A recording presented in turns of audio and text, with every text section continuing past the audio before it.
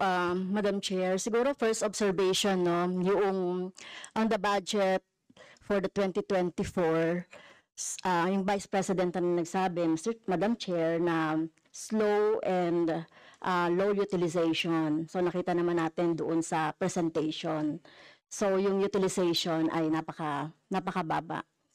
Pero syempre comment ko lang, no, mas mabilis siya sa confidential funds.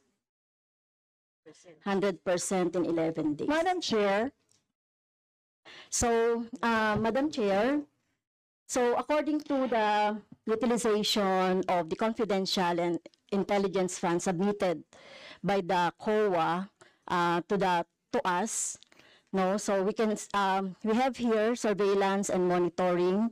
Sabihin ko lang, Madam Chair, no, yung purchase of information out of 125 million confidential funds in 2022, purchase of information 14 million, payment of reward 10 million, rental and other incidental expenses relative to the maintenance of safe houses 16 million, purchase of supplies 35 million, provision of medical and food aid 40 million, payment of incentives or traveling relative to confidential operations, 10 million. So a total of 125 million conducted surveillance in 132 areas in 11 days. So 100% utilization. Madam Chair, I still request for the rules of the budget hearings. Okay, gusto mo sagutin ko, ma'am. Yes, Madam. This is a hearing of the budget of 2025. Nasaan dito ang confidential funds? Yung tanong niya, Madam confidential Chair. funds. Nasaan dito? Honorable Madam Chair, friends, ito yung continuing, continuing questions pa natin noong 2024, during the last budgets. Hindi na ipaliwanag itong 125 million na alam naman natin na wala ito sa budget ng 2022. So, ito, Madam Chair, sa rule naman natin, lahat dito tinatanong no? So, according to the budget, whether it is in the past, kasi nakikita natin yung utilization noong mga budget, kahit na yung past years, ay pwede nating busisiin dito, Madam Chair. Tama ba ako, Madam Chair? I will agree with you, the Honorable Franz Castro.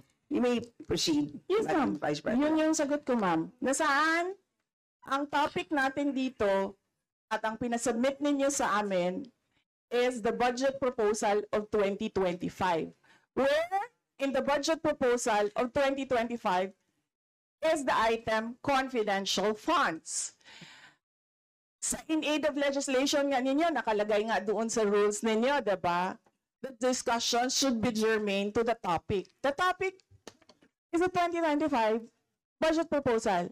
Now tell me. Madam Vice President, the Honorable Franz Confidential Castro has already provided a sufficient explanation for why she asked the question. So please proceed with your answer. Madam Chair, It's a very why are we simple discussing question. the budget of 2023 and 2024? On the list, I believe that our former President, Gloria Macapagal-Arroyo, would like to interject.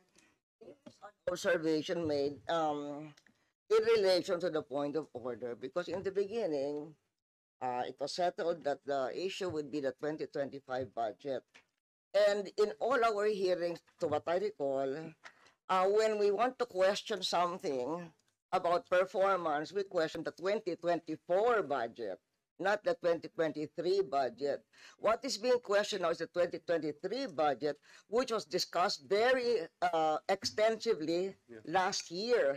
And that is the reason why the House removed the confidential funds. So that issue has already been, to my mind, for purposes of the budget hearing, laid to rest. So that's my observation, Madam Chair. We note that, Madam former President, but of course we know that yung pompondo ng 2023 ay of course pwede pa rin maging continuing appropriation hanggang 2024.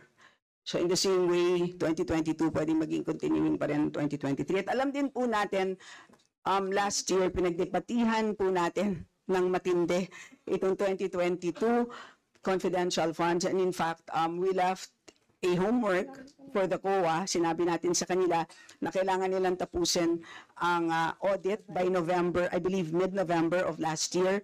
And since then, hindi na natin alam kung ano nangyari. So that's the reason for why tinatalakay natin ito. And it's a big amount of money. I believe we owe it to the people to understand what happened. Of course, tinanggal na natin noong 2024. Gusto natin malaman, tama ba yung ginawa natin? Kasi baka naman nagkamali tayo. So I think it's worth assessing what we did in 2024 in order to know what to do in 2025.